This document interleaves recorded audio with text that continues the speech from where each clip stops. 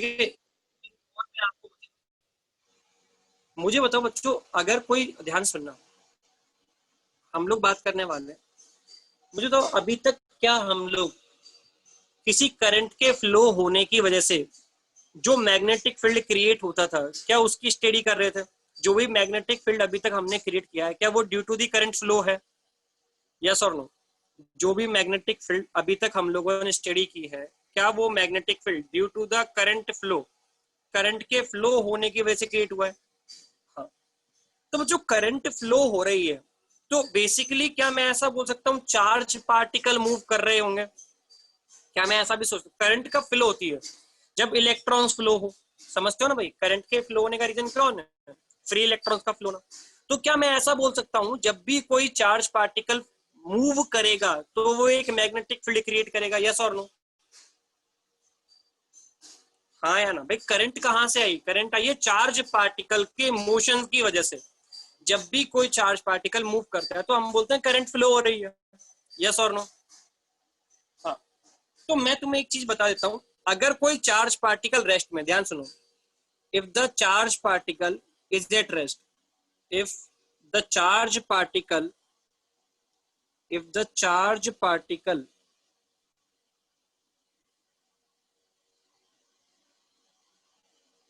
particle is at rest, if the charge particle is at rest, then it will create only, then it will create only electric field, then it will create only electric field. क्या ये बात सबको समझ में आ रही है? अगर कोई चार्ज पार्टिकल रेस्ट में है तो वो केवल और केवल क्या क्रिएट कर सकता है? एक इलेक्ट्रिक फील्ड क्रिएट कर सकता है। ठीक है। इज एट रेस्ट, लिख लेना, is at rest, then it will only create electric field. अगर कोई चार्ज पार्टिकल रेस्ट में है तो वो केवल और केवल क्या क्रिएट कर सकता है बच्चों? इलेक्ट्रिक फील्ड क्रिएट कर सकता है। ठीक है। दूसरा point, if the charge particle is in motion, if the charge, if the charge particle is in motion, ठीक है, if the charge particle is in motion, then it will create electric field, electric field and magnetic field both, magnetic field both। ठीक है। अगर कोई charge particle rest में है तो केवल और केवल इलेक्ट्रिक फील्ड क्रिएट कर सकता था, और अगर कोई चार्ज पार्टिकल मोशन में है तो वो क्या क्या क्रिएट कर सकता है? इलेक्ट्रिक फील्ड भी क्रिएट कर सकता है और मैग्नेटिक फील्ड, दोनों क्रिएट कर सकता है। अब इलेक्ट्रिक फील्ड के बारे में तो हम पढ़ चुके हैं कि कोई चार्ज पार्टिकल कितनी इलेक्ट्रिक फील्ड क्रिएट करता है, चाहे वो मोशन में हो चाहे रेस्ट में हो, वो तो हम पढ़ चुके हैं। अब हम बात करें मैग्नेटिक फील्ड। अगर कोई चार्ज पार्टिकल मोशन में रहने के बाद मैग्नेटिक फील्ड क्रिएट करता है तो वो मैग्नेटिक फील्ड कितनी होती है? तो अभी तक तो मैंने आपको करंट की हेल्प से मैग्नेटिक फील्ड क्रिएट करना पड़ाया था। एक टॉपिक और लिख लो बच्चों, magnetic field due to the moving charge particle, magnetic field due to the, magnetic field due to the moving charge particle, due to the moving charge particle, due to the moving charge particle. भाई अगर current magnetic field create कर रही है तो current में है कौन? Current में चार्ज पार्टिकल ही तो मूव कर रहे हैं। तो बेसिकली जो हमने अभी तक इलेक्ट्रिक फील्ड पढ़ी है, क्या मैं उसे ऐसा बोल सकता हूँ कि वो सब मूविंग चार्ज पार्टिकल की वजह से क्रिएट हुई होंगी? यस और नो? क्या हम ऐसा बोल सकते हैं जो मैग्नेटिक फील्ड हमने अभी तक पढ़ी वो सब मूविंग चार्ज पार्टिकल्स ने तो क्रिएट की थी? हाँ या ना? अच्छा, अब मुझे बताओ, जो सबसे पहले हम क्या जानते थे? सबसे पहले हमने बायोट सेवर्ट लॉ पढ़ा था मैग्नेटिक फील्ड को फाइंड करने के लिए। यस और नो? बायोट सेवर्ट लॉ पढ़ा था हमने मैग्नेटिक फील्ड को फाइंड करने के लिए। और वो लॉ क्या बोलता था हमसे? वो लॉ ऐसा बोलता था कि भाई अगर यहाँ पे कोई करंट फ्लो हो रही है, यहाँ पे देखो, यहाँ पे कोई करंट फ्लो हो रही है अगर वायर में, तो इस वायर पे एक एलिमेंट मान लो, इस वायर पे एक एलिमेंट मान लो, ठीक है, डीएल लेंथ का एक एलिमेंट कंसिडर किया जाता था, याद है सबको। और इस एलिमेंट से मान लो यहाँ पे पी पॉइंट है, इस पी पॉइंट पे अगर आपको मैग्नेटिक फील्ड निकालनी है तो इसको हम आर बोलते थे, याद है सबको। यहाँ इसे हम लोग आर वेक्टर बोलते थे, इसे डीएल वेक्टर बोला जाता था, इसे डीएल वेक्टर और इसे आर वेक्टर। तो जो मैग्नेटिक फील्ड हमने पढ़ी थी वो magnetic field Biot Savart law के अकॉर्डिंग थी। मैग्नेटिक फील्ड जो हमने पढ़ी थी according to the Biot Savart law, वो थी हमारे पास म्यू नॉट आई, एलिमेंट से पास होने वाली करंट आई, ठीक है, DL vector cross R vector upon 4 pi magnitude of R vector का क्यूब, यस और नो। यही थी बच्चों according to the Biot Savart law magnetic field. Biot Savart law के अकॉर्डिंग ये मैग्नेटिक फील्ड हुआ करती थी। बहुत बढ़िया। अच्छा, अब इसी लॉ से हम लोग मूविंग चार्ज पार्टिकल की अगर बात करना चाहे तो कर सकते हैं। मुझे बताओ बच्चों, ये जो एलिमेंट है, इस एलिमेंट को अगर अकेला मैं सोचूं, ये जो एलिमेंट हमारे पास आया था डीएल लेंथ का, ये जो लेंथ थी डीएल लेंथ, इस डीएल लेंथ का एक एंड पॉइंट तो यहाँ पे, एक एंड पॉइंट यहाँ पे, ठीक है। अच्छा, अगर मैं ऐसा कंसिडर कर लूं कि इस डीएल, मुझे तो ये जो आई थी, ये जो आई आप इस बायोट सेवर्ट लॉ में जो आप आई मेंशन करते हो, ये आई क्या current flow through the DL length है, यस और नो। एलिमेंट से पास होने वाली करंट है ना ये तो, यस और नो। तो मैंने ये मान लिया इस एंड पे एक चार्ज पार्टिकल है क्यू, इस एंड पे एक चार्ज पार्टिकल है क्यू जो v वेलोसिटी से मूव कर रहा है। कितनी वेलोसिटी से मूव कर रहा है? v वेलोसिटी से। कितनी वेलोसिटी से मूव कर रहा है बच्चों? v वेलोसिटी से। मैंने एक चार्ज पार्टिकल मान लिया q जो कितनी वेलोसिटी से मूव कर रहा है? v वेलोसिटी से। अच्छा, क्या ये dt टाइम ऑफ इंटरवल में एक लेंथ कवर करेगा, यस और नो? अगर मैं इस चार्ज पार्टिकल q को dt टाइम इंटरवल के लिए चला दूं, कितने टाइम इंटरवल के लिए? dt टाइम इंटरवल के लिए, तो क्या ये एक लेंथ कवर करेगा और वो लेंथ ही डीएल लेंथ कहलाएगी बच्चों, यस और नो? वो लेंथ ही क्या डीएल लेंथ कहलाएगी? हाँ, वेरी गुड, बहुत अच्छे। तो इस लेंथ को क्या मैं वी डी टी बोल सकता हूं? इस लेंथ को क्या मैं वी डी टी बोल सकता हूं? डीएल लेंथ को। बहुत अच्छे, बहुत अच्छे। इस लेंथ को हम लोग क्या बोल सकते हैं? वीडीटी। तो अब मुझे बताओ, अगर ये Q charge DT time interval में यहां पहुंचता है तो करंट फ्लो क्या क्यू अपॉन डीटी हो जाएगी? आई की वैल्यू क्या मैं क्यू अपॉन डीटी लिख सकता हूं यहाँ पे? Q upon DT. और डीएल वेक्टर की जो वैल्यू है क्या उसे मैं वी वेक्टर इंटू डीटी लिख सकता हूं, यस और नो? जल्दी से बताओ। आई की वैल्यू मैं लिख सकता हूं क्यू अपॉन डीटी और डीएल की वैल्यू लिख सकता हूं मैं वी इंटू डीटी, यस और नो? देख लो, v स्पीड से dt टाइम इंटरवल में कितनी लेंथ कवर करेगा charge particle? v dt length cover करेगा ना भाई। तो dl को तो मैंने बोल दिया v dt और I को मैंने बोल दिया q dt, और ये दोनों डेटा हमने बायोट सेवर्ट लॉ में पुट कर दिए। तो देखो क्या बनेगा, b vector is equal to mu naught, I की जगह पे हो जाएगा q और डिवाइड में आएगा dt। अच्छा, इसे dl की जगह पे क्या v वेक्टर इंटू dt आएगा? v वेक्टर इंटू dt, तो dt से dt कैंसिल हो जाएगा, यहां रह जाएगा v vector cross r vector upon 4 pi magnitude of r vector का क्यूब। क्या सबको ये बात समझ में आ गई? हाँ या ना? क्या सबको ये बात समझ में आ गई? यस और नो में रिप्लाई दें।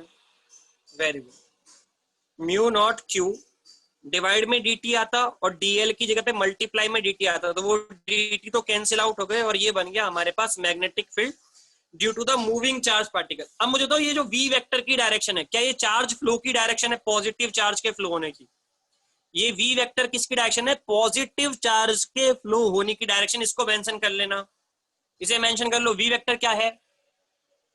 Velocity of positive charge particle. Velocity बोल रहा हूं तो direction of positive charge particle आ गई, ठीक है। ये v वेक्टर क्या है यहाँ पे? Velocity of positive charge particle. Clear सबको? v वेक्टर क्या है यहाँ पे? Velocity of positive charge particle. इसे मेंशन कर लो, velocity of positive charge particle. Velocity में डायरेक्शन आ चुकी है, जिधर पॉजिटिव चार्ज फ्लो कर रहा है उस डायरेक्शन में वेलोसिटी वेक्टर है। ठीक है, क्या सभी को क्लियर हो गया? तो बेसिकली जो बायोट सेवर्ट लॉ है, देखो रियलिटी तो ये बायोट सेवर्ट लॉ ना यहां से आया है। पहले मूविंग चार्ज पार्टिकल के लिए बात की गई, उसके बाद करंट की बात की गई होगी। क्या सबको मेरी बात समझ में आ गई? सबसे पहले मूविंग चार्ज पार्टिकल के लिए बात की गई, देन करंट के लिए बात की गई होगी। क्लियर? तो यहां से हम लोग हमने क्या सीखा? Magnetic field due to the moving charge particle. तो अगर कहीं पे आ जाए मूविंग चार्ज पार्टिकल और वो कितनी मैग्नेटिक फील्ड क्रिएट कर रहा है, तो आप इस फॉर्मूले की हेल्प से उसे फाइंड कर सकते हो। ठीक है, तो इस चैप्टर का आधा पार्ट जो है वो कंप्लीट हो चुका है। आधा पार्ट जो है वो क्या हो चुका है? कंप्लीट हो चुका है। इस पार्ट में हमने क्या सीखा है बच्चों? इस पार्ट में हमने मैग्नेटिक फील्ड को क्रिएट करना सीखा है। किसको क्रिएट करना सीखा है? मैग्नेटिक फील्ड को क्रिएट करना। क्या सबको समझ में आ गई? मैग्नेटिक फील्ड कैसे कैसे क्रिएट हो सकती है? करंट की हेल्प से। Magnetic field due to the current कैसे कैसे क्रिएट की जा सकती है, कितने अमाउंट की क्रिएट की जा सकती है, किस डायरेक्शन में क्रिएट की जा सकती है, ये सारी चीजें हमने सीखी। अब वो करंट स्ट्रेट वायर में फ्लो हो रही है, ठीक है, वो करंट स्ट्रेट वायर में फ्लो हो रही है, रिंग में फ्लो हो रही है, सोलेनॉइड में फ्लो हो रही है, या किसी भी फ्लो हो रही है, टोरॉइड में फ्लो हो रही है, तो सबके लिए हमने मैग्नेटिक फील्ड कितने अमाउंट का क्रिएट होगा, किस डायरेक्शन में क्रिएट होगा, ये सारी चीजें हमने सीख ली। ठीक है, अब जो आधा रिमेनिंग पार्ट बचा हुआ है इस चैप्टर का, वो है मैग्नेटिक फोर्स के बारे में। किसके बारे में? मैग्नेटिक फोर्स के बारे में। ठीक है, तो अब जो भी बातें हम लोग करने वाले हैं वो बात करेंगे हम लोग मैग्नेटिक फोर्स के ऊपर। किसके ऊपर बच्चों? मैग्नेटिक फोर्स के ऊपर। क्लियर है? अच्छा, अब मैग्नेटिक फोर्स कब लगेगा? जब मैग्नेटिक फील्ड पहले से प्रेजेंट हो। यस और नो? मैग्नेटिक फोर्स कब लगेगा? जब मैग्नेटिक फील्ड पहले से प्रेजेंट हो। तो मैग्नेटिक फील्ड तो कैसे क्रिएट करते हैं ये सीख गए हम लोग। तो आगे के क्वेश्चंस में अब तुम्हें मैग्नेटिक फील्ड क्रिएट नहीं करना। आगे के क्वेश्चन में मैग्नेटिक फील्ड तुम्हें ऑलरेडी गिवन होगी। समझ पा रहे हो मेरी बात को? आगे आने वाले जितने भी क्वेश्चंस है उनमें मैग्नेटिक फील्ड आपको गिवन होगी, बना के दे रखी है ऑलरेडी। मैग्नेटिक फील्ड है भाई यहाँ पे। अब उस मैग्नेटिक फील्ड में कितना फोर्स लगेगा, किस पे कितना फोर्स लगेगा, ये हमें सीखना है। ठीक है, आगे के क्वेश्चंस में तुम्हें मैग्नेटिक फील्ड जनरेट नहीं करनी है। आगे जितने भी क्वेश्चंस होंगे उनमें तुम्हें मैग्नेटिक फील्ड जनरेट नहीं करनी, मैग्नेटिक फील्ड गिवन होगी आपको। अब उस मैग्नेटिक फील्ड में अगर अलग अलग एलिमेंट रखे जाएं तो उनपे कितना कितना फोर्स लगेगा, किस डायरेक्शन लगेगा, ये सारी चीजें हमें सीखनी है। ठीक है, सभी को क्लियर हुई क्या मैं बोलना चाह रहा हूँ? यस और नो में रिप्लाई देंगे। वेरी गुड, बहुत बढ़िया, बहुत बढ़िया। और आगे आने वाला जो पार्ट है, मेरी बात को सुनना ध्यान से, आगे जो पार्ट मैं पढ़ाने वाला हूँ ये हर एग्जाम के पॉइंट ऑफ व्यू से, हर एग्जाम के, चाहे वो नीट हो, चाहे जेई मेंस हो, चाहे जेई एडवांस हो, हर एग्जाम के पॉइंट ऑफ व्यू से सबसे ज्यादा इंपॉर्टेंट पार्ट है मैग्नेटिक फील्ड का, ये फोर्स वाला जो पार्ट होगा। ठीक है, तो इसे थोड़ा बहुत ध्यान से समझना है। और अभी हम लोग वीडियो क्लास ले रहे हैं तो आपको थोड़ा सा इमेजिन भी करना पड़ेगा। ठीक है, चलो तो आगे बढ़ते हैं हम लोग। टॉपिक लिखो, मैग्नेटिक फोर्स। मैग्नेटिक फोर्स जो टॉपिक है वो स्टार्ट होने वाला है अब हमारा, मैग्नेटिक फोर्स।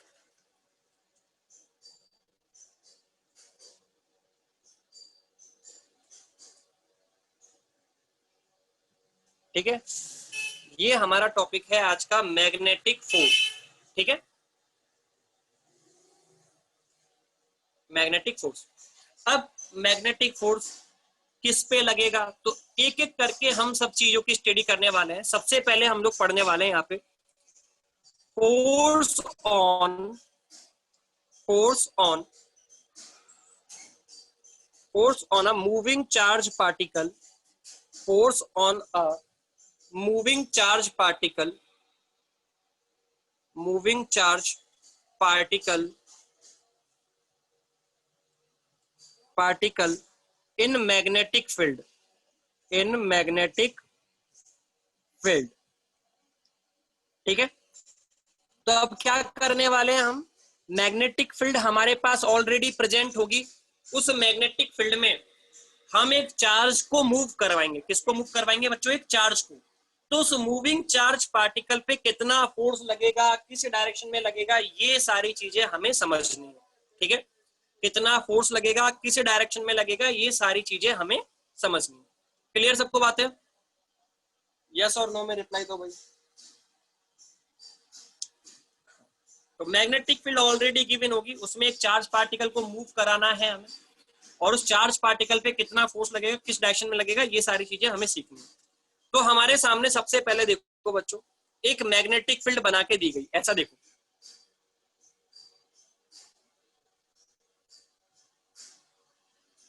ये एक मैग्नेटिक फील्ड है, कांस्टेंट मैग्नेटिक फील्ड। ठीक है, कैसी मैग्नेटिक फील्ड है बच्चों? Constant magnetic field. हमें बोला गया है यहाँ पे बी वेक्टर का जो मैग्नीट्यूड है वो बी है। ठीक है, और डायरेक्शन किधर है बच्चों? Into the plane. ये जो मैं आपको ड्रॉ कर रहा हूं, these are the magnetic field lines.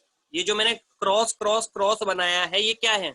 Magnetic field lines, जो किधर जा रही है? इनटू दी प्लेन, और कांस्टेंट है। B vector is constant. B vector constant है, मतलब मैग्नेटिक फील्ड भी कांस्टेंट है और उसकी डायरेक्शन भी कांस्टेंट है। Clear?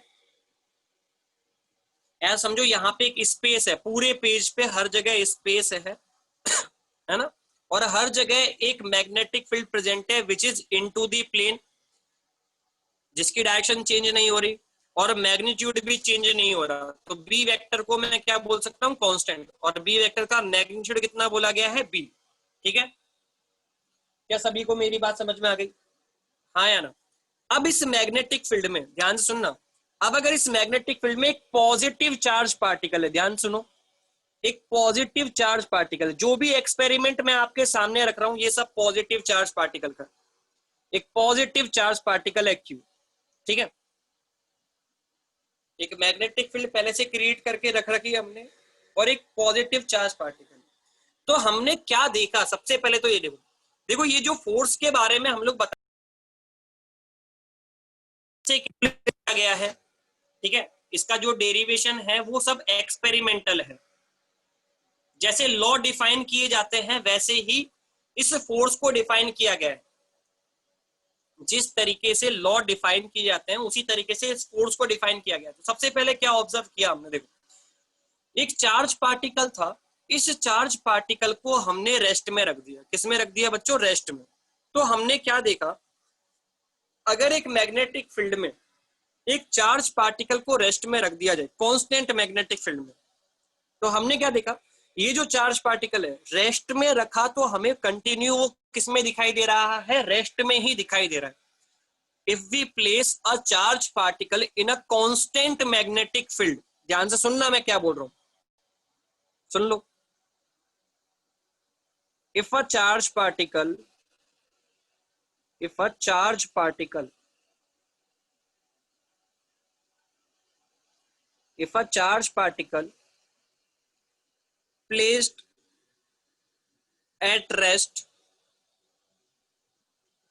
in a constant magnetic field, in a constant magnetic field, in a constant magnetic field, in a constant magnetic field, then there is no force, no force exert on charge particle.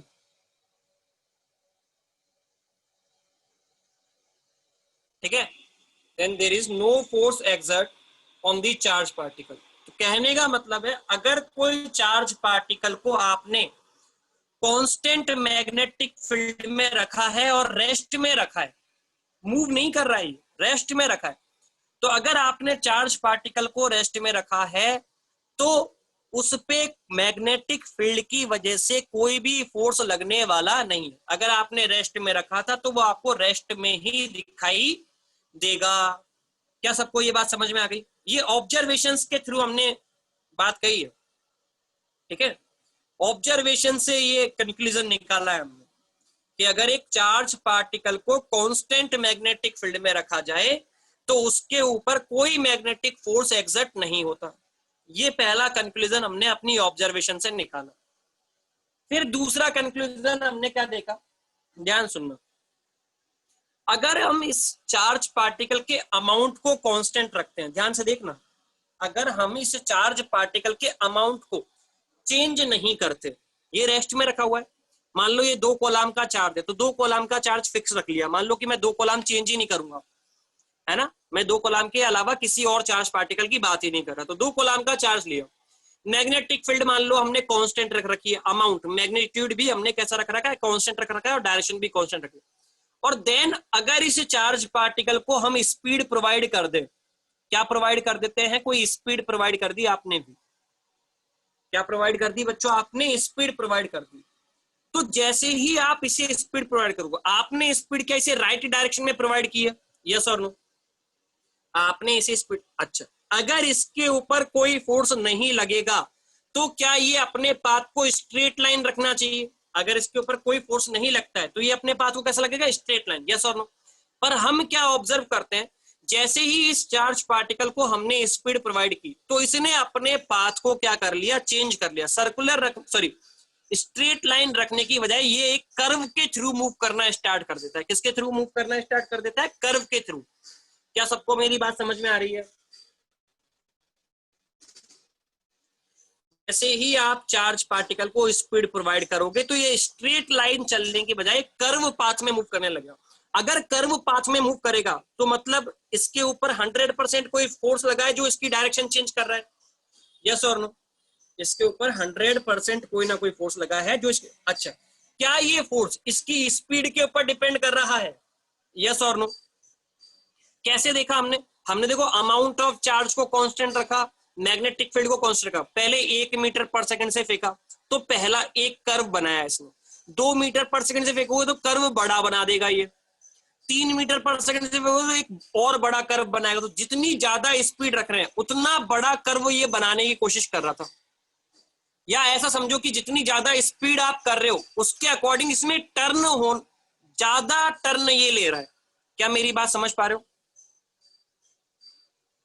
हाँ, तो ये जो force लग रहा है क्या ये speed के डायरेक्टली प्रोपोर्शनल रहा होगा, यस और नो।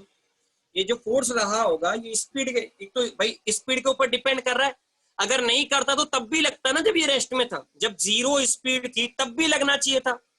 अगर स्पीड के ऊपर डिपेंड नहीं करता होता ये फोर्स तो इस ऑब्जेक्ट पे तब भी तो अप्लाई हो रहा होता जब इसकी स्पीड 0 थी, हाँ या ना।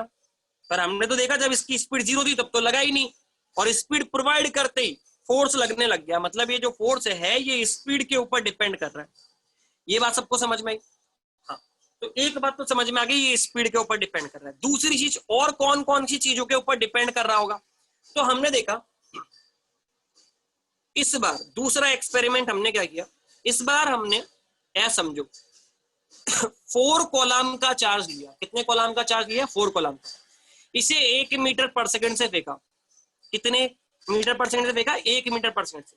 तो जो कर्व इसने पहले 2 कॉलम के चार्ज ने 1 मीटर पर सेकंड पे बनाया था, जो कर्व 2 कॉलम के चार्ज ने 1 मीटर पर सेकंड की स्पीड पे बनाया था, उससे अलग कर्व ये 4 कॉलम का चार्ज 1 मीटर पर सेकंड पे बना रहा है। मतलब मैंने स्पीड कांस्टेंट रखी है, मैग्नेटिक फील्ड कांस्टेंट रखा है, और क्या बढ़ाया है? मैग्नीट्यूड ऑफ चार्ज पार्टिकल बढ़ाया।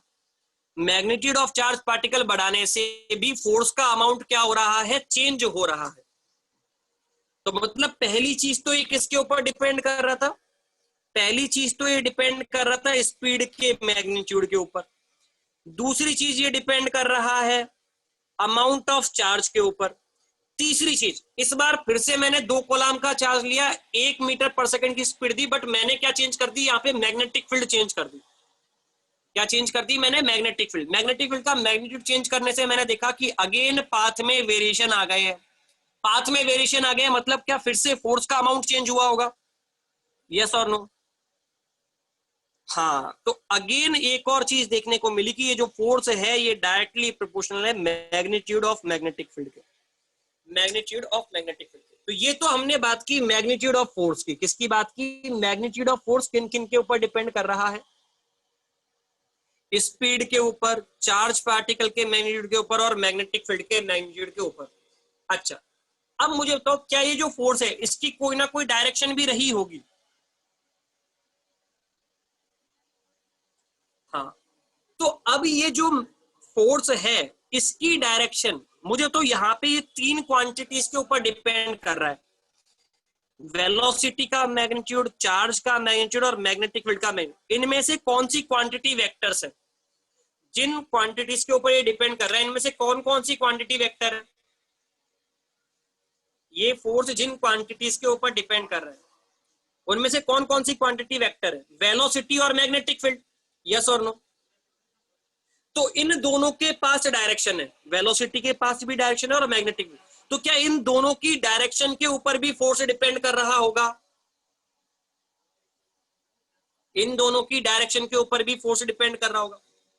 हाँ, इन दोनों की डायरेक्शन के ऊपर फोर्स की डायरेक्शन डिपेंड कर रही है। अब काफी सारे एक्सपेरिमेंट्स के बाद जो हमें क्लियर हुआ, वो क्या क्लियर हुआ, तो मैं डायरेक्ट कंक्लूजन आपको बता दे रहा हूं। देखो कि जो फोर्स वेक्टर है, ये फोर्स वेक्टर लिखा जाता है Q into velocity vector into B vector.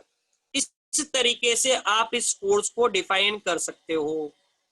Velocity vector cross B vector. मुझे तो इन दोनों के प्रोडक्ट से क्या एक वेक्टर प्रोडक्ट मिलेगा, वेक्टर क्वांटिटी मिलेगी, और वेक्टर क्वांटिटी फोर्स है यहाँ पे।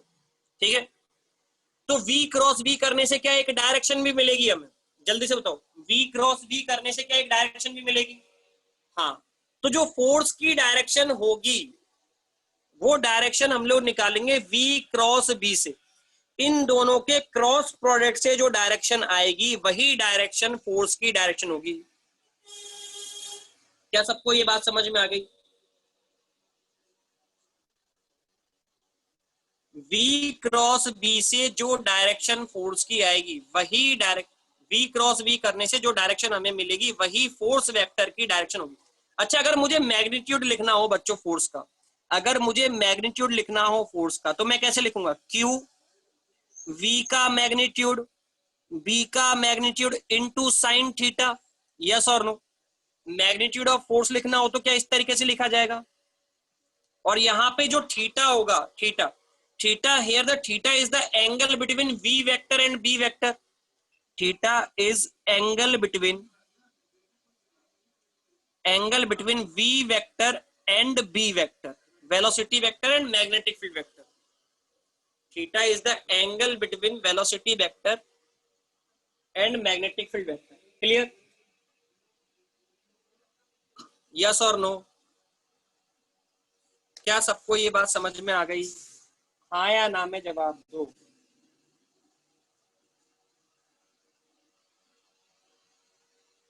बहुत अच्छे, बहुत बढ़िया, बहुत बढ़िया। अच्छा, अब मेरे पास जो फोर्स की इक्वेशन आई है, उस फोर्स की इक्वेशन के ऊपर थोड़ी सी चर्चा करते हैं। देखो क्या है, जो फोर्स की इक्वेशन हमारे पास आई, उस फोर्स की इक्वेशन पे थोड़ा सा हम लोग डिस्कशन करते हैं। देखो क्या है, हमारे पास फोर्स की जो इक्वेशन आई है बच्चों, वो ये आई है। मूविंग चार्ज पार्टिकल पे जो फोर्स लगता है, फोर्स वेक्टर, इसे आप लिखोगे Q into V vector cross B vector. Force vector को आप लिखोगे Q V vector cross B vector. ठीक है, तो अच्छा मेरे को तो क्या आप फोर्स की डायरेक्शन निकाल सकते हो? क्रॉस प्रोडक्ट से डायरेक्शन निकालना सबको आता है, हाँ या ना? क्रॉस प्रोडक्ट से डायरेक्शन निकालना सबको आता है, तो उसमें तो कोई दिक्कत नहीं है ना भाई, किसी को भी। क्या फोर्स वेक्टर की डायरेक्शन निकालने में कोई प्रॉब्लम होने वाली है? वेलोसिटी वेक्टर पे हाथ रख के मैग्नेटिक फील्ड वेक्टर की तरफ घुमाएंगे तो हमारे पास फोर्स की डायरेक्शन आ जाएगी, हाँ या ना? और अभी मैं प्रैक्टिस भी करा दूंगा उस डायरेक्शन को देखने की, बिल्कुल टेंशन मत लो। पर इस इक्वेशन से क्या कंक्लूजन हम लोग निकाल सकते हैं, सबसे पहले वो देखते हैं। मुझे बताओ बच्चों, सबसे पहला कंक्लूजन इस फोर्स वेक्टर, क्या मैं ऐसा बोल सकता हूं, here the force vector is perpendicular to the B vector? ये जो फोर्स वेक्टर की डायरेक्शन होगी ये मैग्नेटिक फील्ड के परपेंडिकुलर होगी, हाँ या ना? फोर्स वेक्टर की जो डायरेक्शन होगी वो मैग्नेटिक फील्ड के, भाई क्रॉस प्रोडक्ट से मिल रहा है ना भाई, ये तो क्रॉस प्रोडक्ट की हेल्प से जो नया वेक्टर मिलता है वो नया वेक्टर इन दोनों वेक्टर्स के परपेंडिकुलर होगा, हाँ या ना? हाँ।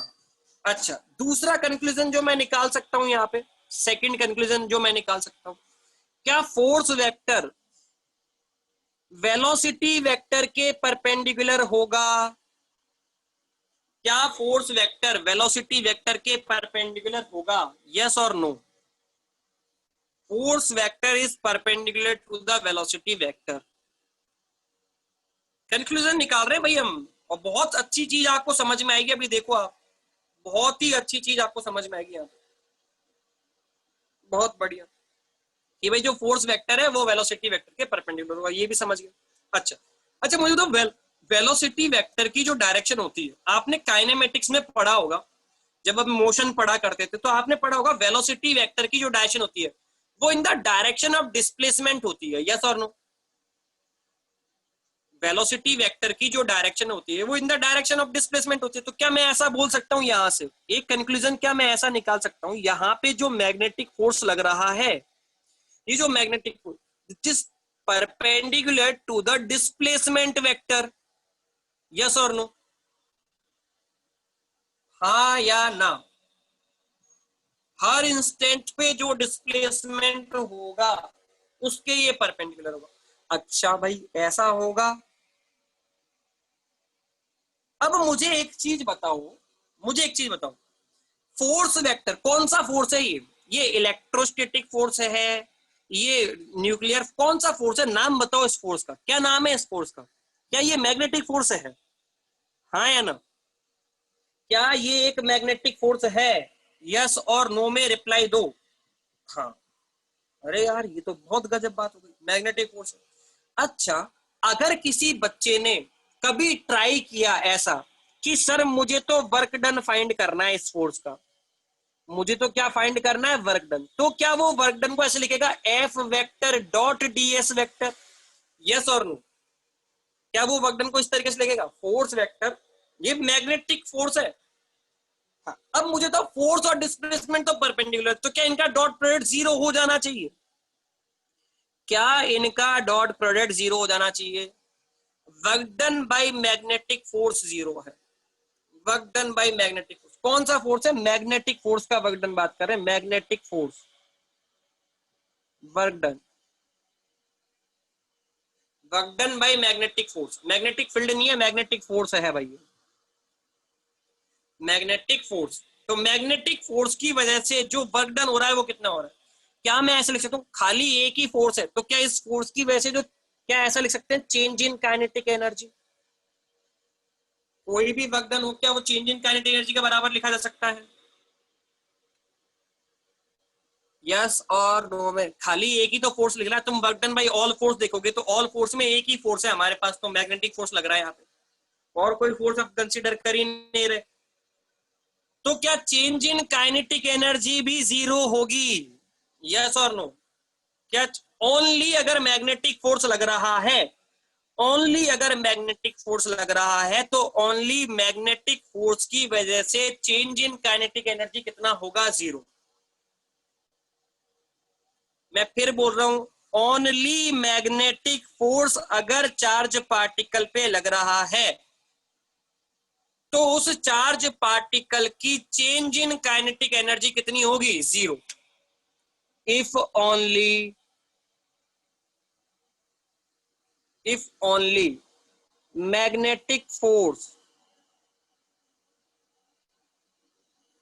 act on the charge particle, act on the charge particle,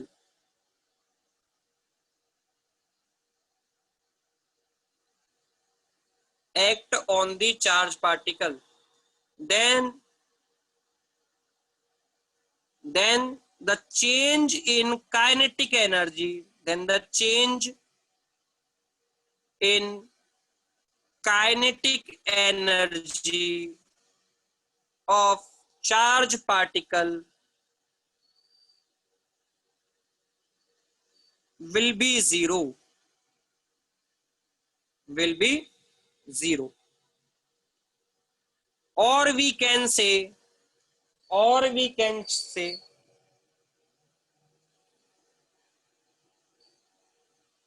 we can say the speed of charge particle, the speed of charge particle is constant, speed of charge particle is constant. मुझे बताओ, अरे यार kinetic energy में जो तुम v लिखते हो, kinetic energy को आप लिखते हो ना हाफ एम वी स्क्वायर, उसमें v क्या होता है? v वेलोसिटी होती है, स्पीड होती है? वहां पे काइनेटिक एनर्जी में जो v लिखा जाता है वो स्पीड होती है। तो काइनेटिक एनर्जी में चेंज नहीं हो रहा है, इसका कंक्लूजन क्या निकालोगे? स्पीड कांस्टेंट है या वेलोसिटी कांस्टेंट है? Which one is constant, speed और वेलोसिटी? स्पीड कांस्टेंट है भाई साहब। वेलोसिटी के बारे में, वेलोसिटी दो चीजों के ऊपर डिपेंड करती है, मैग्नीट्यूड और डायरेक्शन। यहां केवल हमें यह समझ में आया है कि मैग्नीट्यूड कांस्टेंट है वेलोसिटी का। क्लियर? या स्पीड कांस्टेंट होने का मतलब क्या है? वेलोसिटी का मैग्नीट्यूड कांस्टेंट है, डायरेक्शन की बात नहीं की गई है। क्लियर हो गई सबको बातें? यस और नो? मतलब मैग्नेटिक फोर्स जो होगा, मैग्नेटिक फोर्स अगर चार्ज पार्टिकल पे लग रहा है तो वो केवल और केवल चार्ज पार्टिकल की स्पीड को कांस्टेंट बनाए रखेगा, डायरेक्शन को कांस्टेंट रखेगा ऐसा कोई जरूरी नहीं है। मैग्नेटिक फोर्स अगर खाली लग रहा है तो स्पीड कांस्टेंट रहेगी, डायरेक्शन चेंज हो सकती है। फोर्स कुछ तो काम करेगा ना भाई। क्या ये जो फोर्स है मैग्नेटिक फोर्स, क्या ये कुछ ना कुछ काम करेगा? क्या काम करेगा? स्पीड में चेंज लाने का या डायरेक्शन में चेंज लाने का? केवल डायरेक्शन। तो this force can only change the direction of motion of the charge particle. ये भी लिख लो, लिख लो। It means this force can only change, this means, it means this force can only change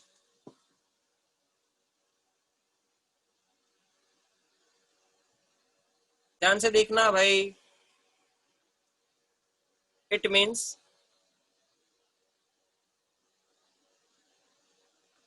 this force can only change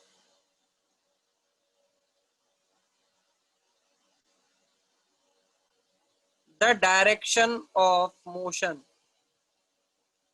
direction of motion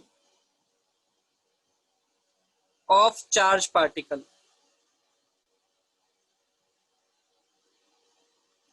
क्या ये बात सबको समझ में आ गई? It mean this force can only change the direction of motion of charge particle. क्या इतनी बात सबको समझ में आ गई? हाँ या ना में रिप्लाई दो भाई। क्या इसमें सबको समझ में आ गया?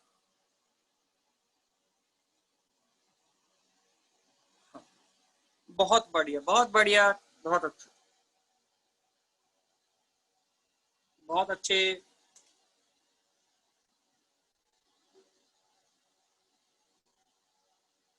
अच्छा, अब मुझे बताओ, ये जो फोर्स एक्ट कर रहा है, ये जो फोर्स एक्ट कर रहा है, ये फोर्स क्या वेलोसिटी वेक्टर और मैग्नेटिक फील्ड वेक्टर के बीच में कितना एंगल होगा, इस बात के ऊपर डिपेंड करेगा या नहीं करेगा?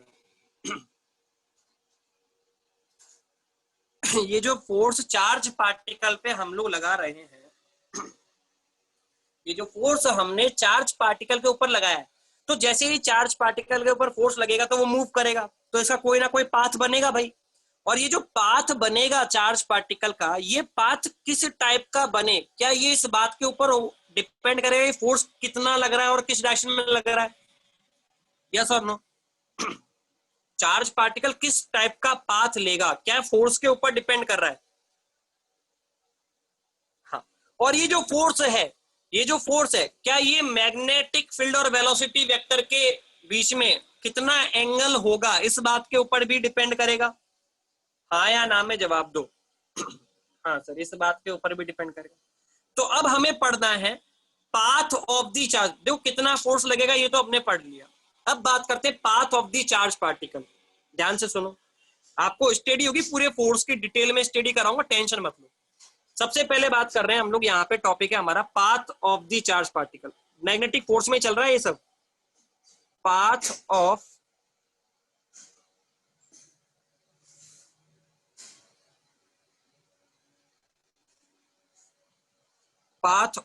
Charge particle,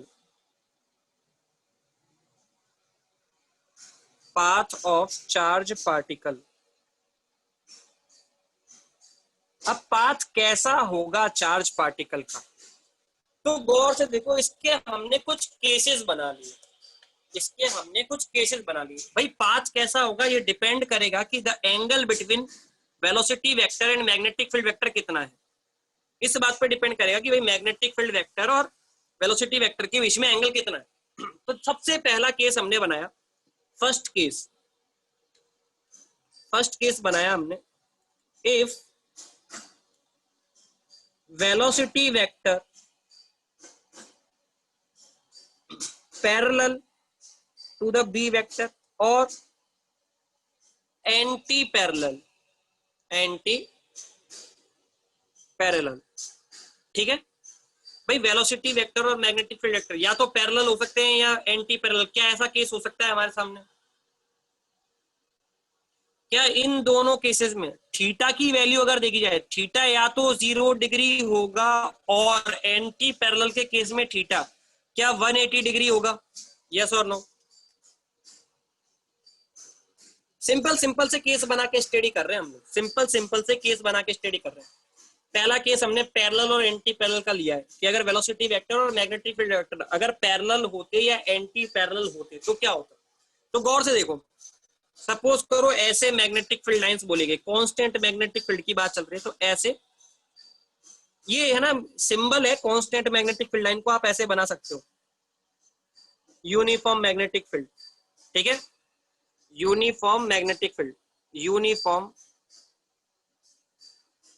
magnetic field.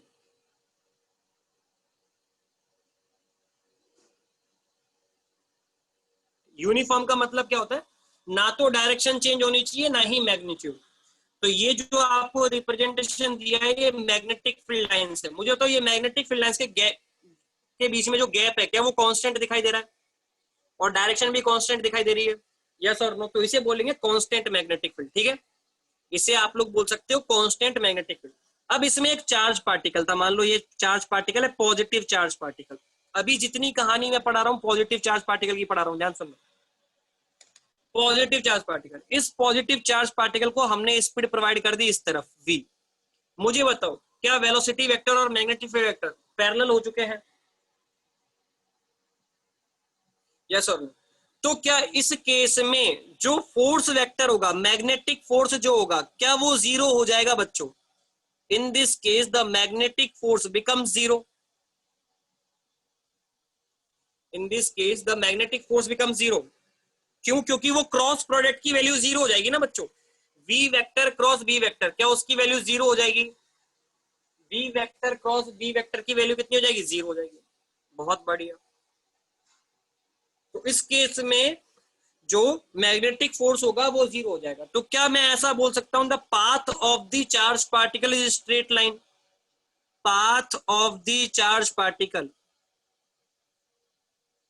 Path of the charge particle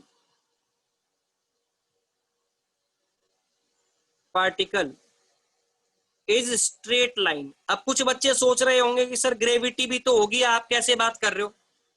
straight line, straight line. ठीक है,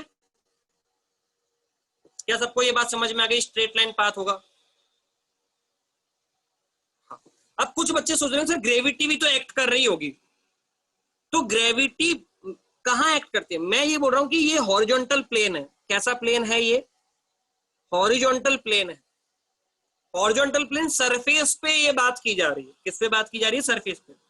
तो ग्रेविटी को आपको इंक्लूड करना नहीं है। मुझे बताओ, अगर इस ये ऐसा समझो कि यार ये पेन है, इस पेन पे ग्रेविटी किधर लग रही होगी? Into the plane. यस और नो? ऐसे ही इस चार्ज पार्टिकल पे जो ग्रेविटी लग रही है वो इनटू द प्लेन लग रही है। क्लियर हो गई सबको बात? है तो स्ट्रेट लाइन पाथ होगा। तो इस बात का ध्यान रखें। पहली बात जो हमने सीखी पहली बात हमने जो सीखी, चार्ज पार्टिकल का पाथ स्ट्रेट लाइन कब होगा? जब मैग्नेटिक फील्ड और वेलोसिटी वेक्टर या तो पैरेलल हो या एंटी पैरेलल हो। क्या सबको समझ में आ गई बात? मैग्नेटिक फील्ड या तो पैरेलल हो या एंटी पैरेलल हो। अच्छा, मुझे तो मैग्नेटिक फोर्स जीरो कब कब हो सकता है? चार्ज पार्टिकल पे मैग्नेटिक फोर्स जीरो कब कब हो सकता है? क्या ऐसे तीन केस हो सकते हैं? या तो चार्ज पार्टिकल रेस्ट में रहा हो, या वेलोसिटी वेक्टर और मैग्नेटिक फील्ड वेक्टर आपस में पैरेलल और एंटी पैरेलल हो गए हों। क्लियर है सबको बातें?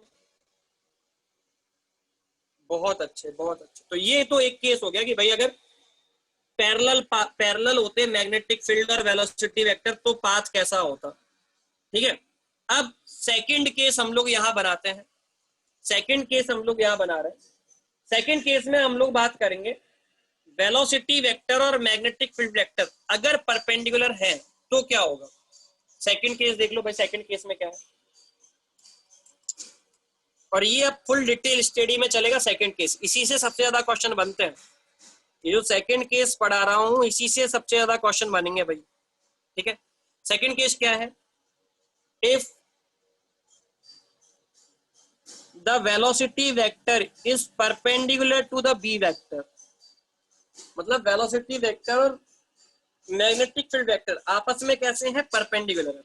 अगर ये आपस में परपेंडिकुलर हुए बच्चों तो जो थीटा होगा, क्या थीटा की वैल्यू 90 डिग्री हो जाएगी? क्या थीटा की वैल्यू 90 डिग्री हो जाएगी? यस और नो? हाँ या ना में जवाब दो। क्या थीटा की वैल्यू 90 डिग्री हो जाएगी? और थीटा की वैल्यू 90 डिग्री हो जाएगी तो जो मैग्नीट्यूड ऑफ फोर्स होगा, क्या उस मैग्नीट्यूड ऑफ फोर्स को आप क्यू वी बी लिख पाओगे? यस और नो? क्या मैग्नीट्यूड को आप क्यू वी बी लिख पाओगे? यस और नो?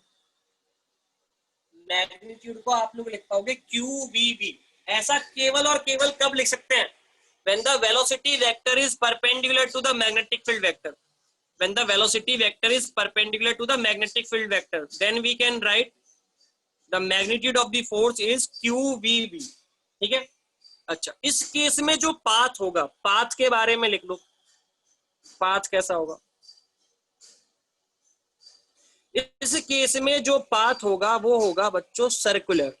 कैसा पाथ होगा? सर्कुलर पाथ होगा। और आपने 10th लेवल तक जितने भी फोर्स पढ़े थे ना बच्चों, 10th लेवल तक आपने जो मैग्नेटिक फोर्स पढ़ा था वो मैग्नेटिक फोर्स इसी तरीके का होता था। उसमें वेलोसिटी वेक्टर और मैग्नेटिक वेक्टर आपस में परपेंडिकुलर हुआ करते थे। मैं बताऊंगा देखो कहाँ आता था वो, आगे जाके मैं समझाऊंगा इस चीज को। तो इस केस में जो पाथ होगा वो कैसा होगा बच्चों? सर्कुलर पाथ होगा। क्लियर है? इस बात को याद रखें, सर्कुलर पाथ कब होगा? सर्कुलर पाथ के लिए मैग्नेटिक फील्ड वेक्टर और वेलोसिटी वेक्टर आपस में परपेंडिकुलर होने चाहिए। ठीक है, अच्छा क्या सब लोगों को फोर्स वेक्टर की ये तो मैंने मैग्नीट्यूड लिखा है, देखो फोर्स का केवल क्या लिखा है? मैग्नीट्यूड। अच्छा, क्या डायरेक्शन भी इंपॉर्टेंट होगी बच्चों फोर्स की? क्या फोर्स की डायरेक्शन भी इंपॉर्टेंट होगी? और उस डायरेक्शन को देखने के लिए क्या हमें v क्रॉस b करना आना चाहिए? Velocity vector cross b vector. Yes और नो? तो मैं आपको कुछ एग्जांपल करा रहा हूं ताकि आप डायरेक्शन ऑफ फोर्स फाइंड कर पाए, डायरेक्शन ऑफ फोर्स फाइंड कर पाए। ठीक है, तो ऐसा समझो बच्चों, ध्यान से देखो, ध्यान से देखना। एक दो एग्जांपल मैं आपको करा रहा हूं ताकि आप डायरेक्शन के बारे में बात कर पाओ। मान लो एक चार्ज पार्टिकल है Q, ध्यान से देखना, इसकी वेलोसिटी इनटू दी प्लेन है। वेलोसिटी किधर है? Into the plane. ठीक है, एक चार्ज पार्टिकल है, पॉजिटिव चार्ज पार्टिकल है Q, पॉजिटिव चार्ज पार्टिकल है Q, इसकी वेलोसिटी इनटू दी प्लेन है। और मैग्नेटिक फील्ड इस तरफ है, ये मैग्नेटिक फील्ड वेक्टर है। जल्दी से बताओ फोर्स वेक्टर की डायरेक्शन क्या होगी? फोर्स वेक्टर की डायरेक्शन क्या होगी? फोर्स वेक्टर की डायरेक्शन क्या होगी? जल्दी से बताओ। v क्रॉस b करना है। हाँ, तो क्या फोर्स वेक्टर की डायरेक्शन इस तरफ आ रही है बच्चों?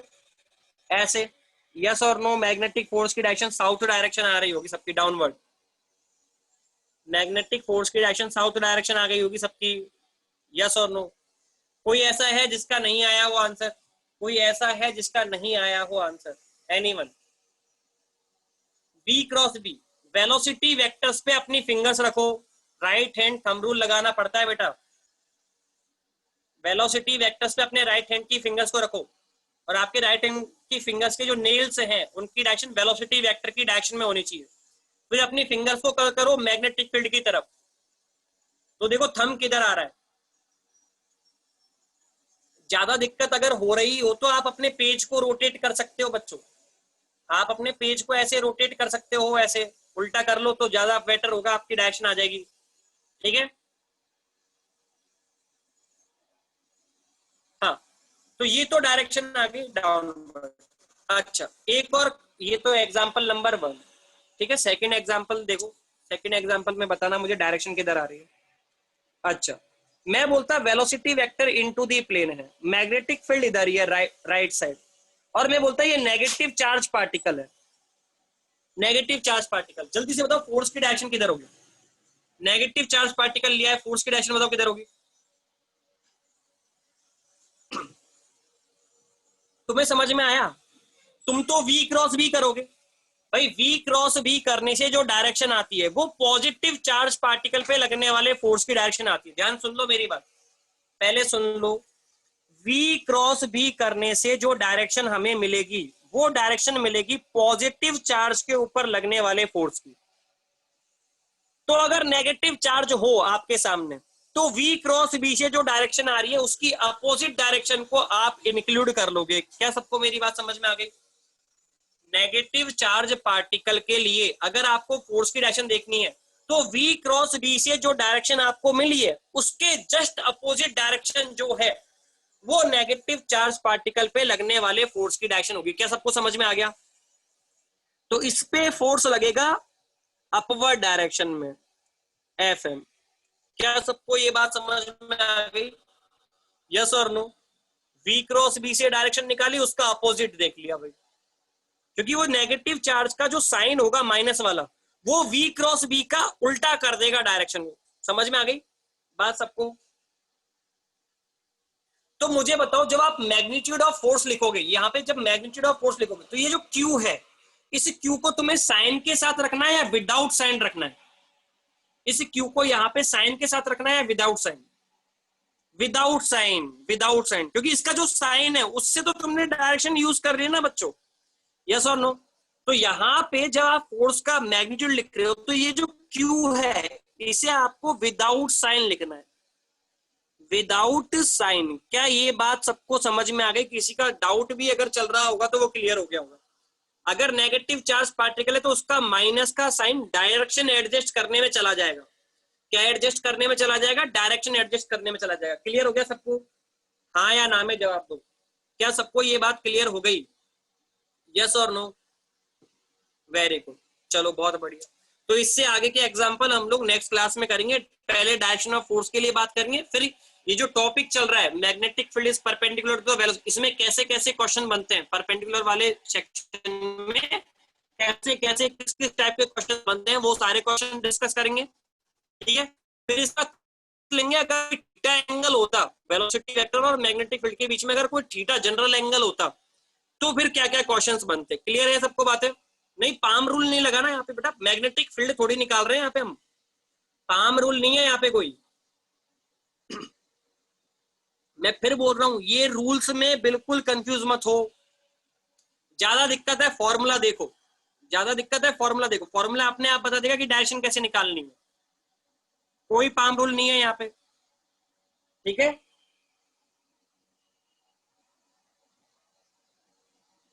क्या सबको ये बात समझ में आ गई?